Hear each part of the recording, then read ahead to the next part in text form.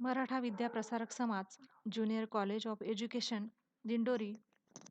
मी प्राध्यापिका श्रीमती प्रतिभा जगताप आपणाला भा भारतीय समाज आणि शिक्षण या विषयाच्या घटक क्रमांक 1 यामधील जागतिकीकरण, संकल्पना, व्याख्या आणि अर्थ या उपघटकाची ओळख करून देणार आहे. जागतिकीकरणाची संकल्पना प्रामुख्याने अर्थव्यवहाराशी संबंधातून प्रथमतः उदयास आली. यामध्ये WTO अर्थात वर्ल्ड ट्रेड ऑर्गनायझेशन आणि गॅट अर्थातच general agreement on tariffs and trade यांची भूमिका महत्त्वाची आहे. WTO यांनी जागतिकीकरणाची केलेली व्याख्या आपण पाहूया. जागतिकीकरण म्हणजे उपभोग्य वस्तूंच्या समावेशासह सर्व वस्तूंच्या वरील आयात नियंत्रणे हळूहळू रद्द करणे, आयात जकातीचे दर कमी करणे,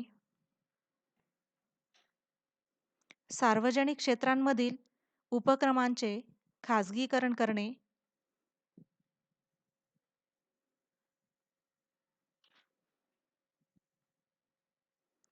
प्रोफेसर C.T. कुरियन यांच्या मतानुसार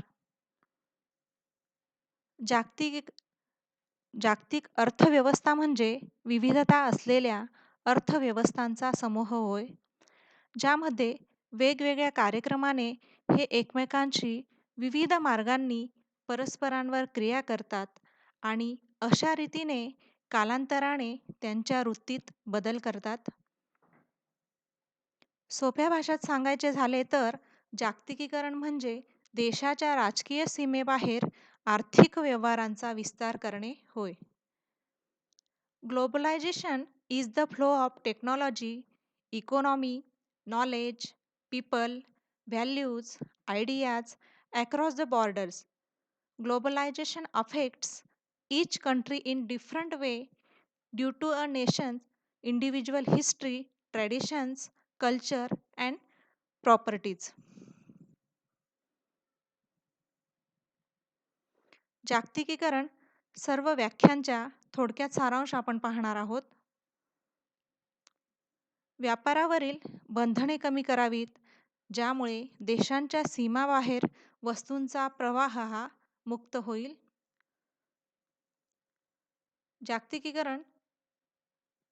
जागतिकीकरणातून देशांमध्ये भांडवलांच्या मुक्त प्रवाहास वाव मिळण्यासाठी योग्य वातावरण निर्माण करणे, तंत्रज्ञानाद्वारा मुख्य प्रवाहास परवानगी देऊन योग्य वातावरण तयार करणे,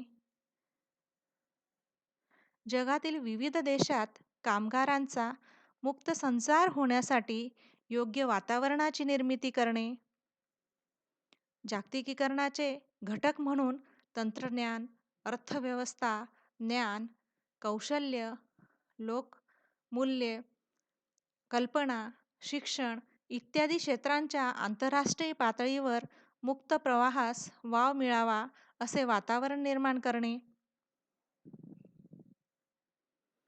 जागतिकीकरणाची वैशिष्ट्ये आपण पाहणार आहोत. त्यामध्ये आपण काही मुद्द्यांचा प्रामुख्याने विचार करणार आहोत. जागतिकीकरणाच्या वैशिष्ट्यांमध्ये पहिला मुद्दा आहे संस्कृतीची देवाणघेवाण. संस्कृतीची देवाणघेवाण करण्यासाठी जागतिकीकरणाच्या प्रवाहाने संपूर्ण जग आपल्याला व्यापलेले दिसते. आपल्या भारतातील संस्था या परकीय देशात सुरू झालेल्या आहेत, त्यामुळे तेथील देशांना भारतीय संस्कृतीची ओळख होते. त्याचप्रमाणे भारतात ज्या परकीय संस्था आहेत, त्यामुळे परकीय संस्कृतीची ओळख होणार आहे. तसेच वेगवेगळ्या संस्कृतीची मूल्ये असतील, तत्वज्ञान असेल, साहित्य असेल इत्यादींविषयी सुद्धा आपल्याला माहिती मिळते. दुसरा मुद्दा आहे विज्ञानाचे ज्ञान व विकास. जागतिकीकरणामुळे विज्ञान तंत्रज्ञानाच्या नवीन शोधांमुळे जग अगदी जवळ आले आहे.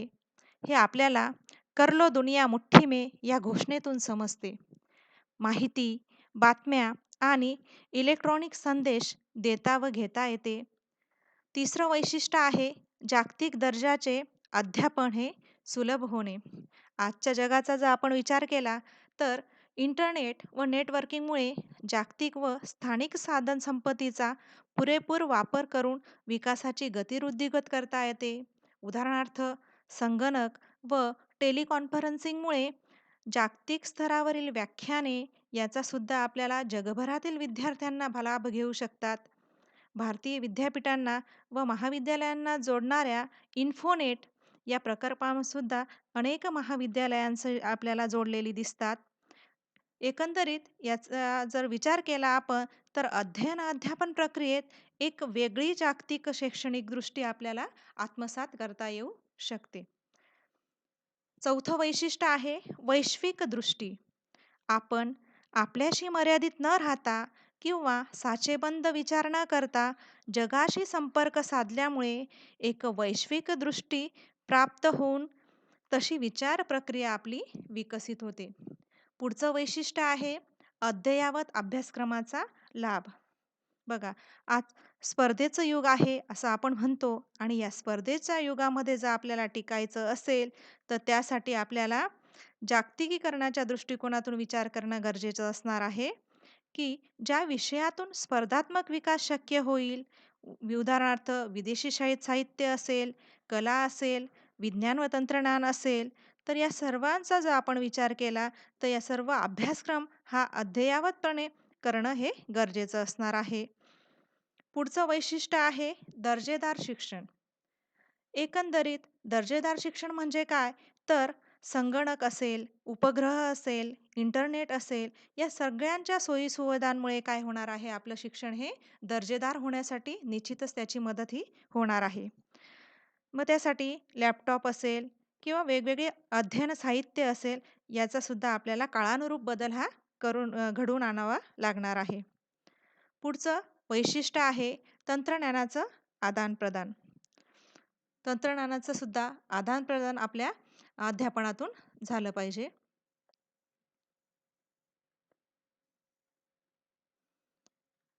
आता आपण जागतिकीकरणाचा शिक्षणावर झालेला बदल हा अभ्यासणार आहोत.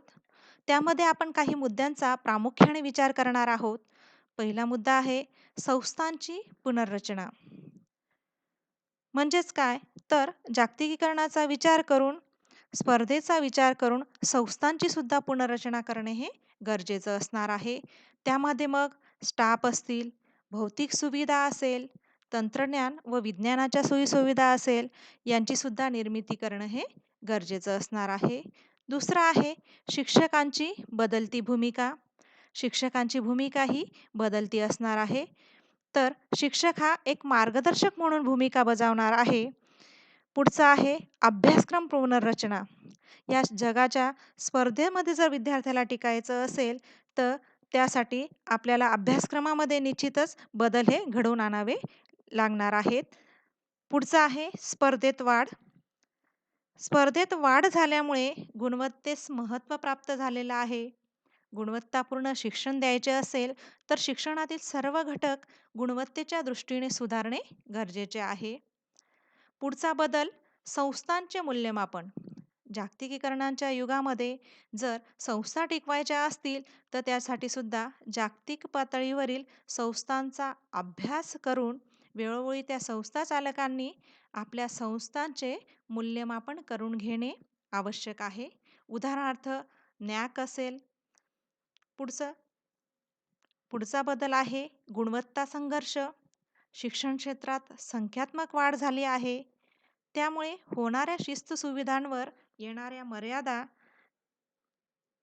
आणि अनेक समस्या दूर करण्यासाठी प्रयत्न करून संस्थांनी किंवा शाळांनी TQM सारखी संकल्पना अंमलात आणावी. Total quality management. पुढचा बदल आहे मूल्य संघर्ष. संस्कृतीची देवाणघेवाण सातत्याने होत असल्याने एकमेकांवर त्याचा परिणाम होत असतो. त्यातून विद्यार्थ्याचा गोंधळ निर्माण होऊ शकतो. त्यामुळे विद्यार्थ्याचा सामाजिक विकास, त्याच्यामध्ये योग्य मूल्ये रुजवली जावीत, अशी सुद्धा व्यवस्था ही करण्यात यावी. पुढचा बदल आहे परीक्षा पद्धतीत बदल. आजचा विद्यार्थी ज्ञानार्थी बनण्यापेक्षा परीक्षार्थी बनला आहे. यासाठी मूल्यमापनाच्या पद्धतीत बदल करावा लागतो. उदाहरणार्थ ओपन बुक टेस्ट, तोंडी परीक्षा, ऑनलाईन परीक्षा या सुद्धा विद्यार्थ्याच्या मागणीनुसार आपल्याला कराव्या लागणार आहेत. पुढचा बदल आहे इंग्रजीचे वाढते प्राबल्य. इंग्रजीचा वापर एक जागतिक भाषा म्हणून सर्वत्र होत आहे. जागतिक प्रवाहामध्ये टिकून राहायचे असेल तर सर्व स्तरावर प्रथम भाषा इंग्रजी असेल. त्यामुळे इंग्रजीचा वापर, इंग्रजीचं ज्ञान वाढविणे आवश्यक आहे. इंटरनेटचा वापर. आधुनिक तंत्रज्ञानाच्या साहाय्याने इंटरनेट, संगणकीकरण यासारख्या सुविधासुद्धा मिळाल्या पाहिजेत. पुढचा आहे जागतिक समाजाची निर्मिती. प्रत्येक समाजाने आता फक्त आपल्यापुरते मर्यादित न राहता जगाशी संपर्क साधणे गरजेचे आहे. लोकसंपर्क, समाज संकल्प वाढवून जागतिक दर्जाची समाजाची निर्मिती शिक्षणात करावयाची आहे. पुढचा बदल आहे संस्कृती संक्रमण. जागतिकीकरणामुळे संस्कृतीची देवाणघेवाण होत आहे. त्यामुळे प्रचलित चालीरीती, रूढी परंपरा, जीवन पद्धती या सर्वांवरच काय होणार आहे, त्याचा परिणाम होत आहे. पुढचा बदल आहे शिक्षणाचे व्यावसायीकरण. वाढते व्यापारीकरण यामुळे आज शिक्षणाचे व्यापारीकरण होत आहे. त्यामुळे स्पर्धेत टिकण्यासाठी गुणवत्तापूर्ण दर्जेदार शिक्षण देणे व घेणे ही सुद्धा काळाची गरज बनली आहे. पुढचा बदल आहे विद्यार्थी भूमिकेत बदल. आजचा विद्यार्थी हा ज्ञानाचा भुकेला आहे. त्याच्या सवयी, अभिरुची, अभिवृत्ती यामध्ये सुद्धा बदल झालेला आहे आणि त्यानुसार विद्यार्थ्यांचा विचार करता इंटरनेट सारख्या सुविधांचा तो वापर करू लागला आहे. पुढचा बदल आहे वाढते शहरीकरण. वाढत्या लोकसंख्येमुळे, स्थलांतरामुळे शहरीकरण वाढत आहे आणि त्यामुळे शहरातील सोयीसुविधांवर सुद्धा त्याच्या मर्यादा ह्या येत आहेत. ग्रामीण भागामध्येही अशा सोयीसुविधा निर्माण केल्या जाव्यात. पुढचा बदल आहे पर्यावरणीय समस्यांमध्ये वाढ. औद्योगिकीकरण, वाढते शहरीकरण, स्थलांतर यामुळे प्रदूषण, जागतिक तापमान वृद्धी, ओझोनचा वाढ या सुद्धा गोष्टी आपल्याला पाहावयास मिळतात. पुढचा बदल आहे रोजगार निर्मिती. सध्या शिक्षण आणि जीवन वेगवेगळे मानले जाते आणि म्हणून व्यवसायाभिमुख शिक्षण देणं हे सुद्धा गरजेचं असणार आहे. आपणच रोजगाराच्या विविध संधी निर्माण केल्या पाहिजेत. अशा प्रकारे आज आपण जागतिकीकरणाचे वैशिष्ट्ये, त्यानंतर जागतिकीकरण संकल्पना, जागतिकीकरणामुळे शिक्षणात झालेले बदल हा घटक अभ्यासला. धन्यवाद. पुढील तासाला आपण भारतीय समाजाची रचना व वैशिष्ट्ये अभ्यासूया.